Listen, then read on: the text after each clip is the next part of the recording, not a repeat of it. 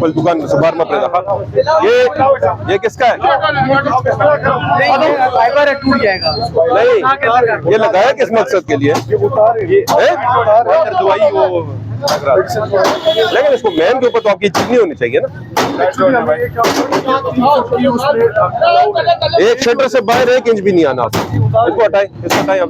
बोल दे सर, बेचारे का नुकसान होगा। चलो सटो ट्रक से जल्दी करो। आप बता दें इसको, आप नहीं बता रहे।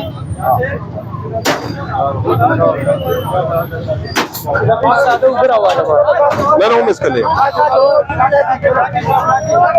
चलो चलो चलो भाई, चलो चलो छोड़ दो उसको।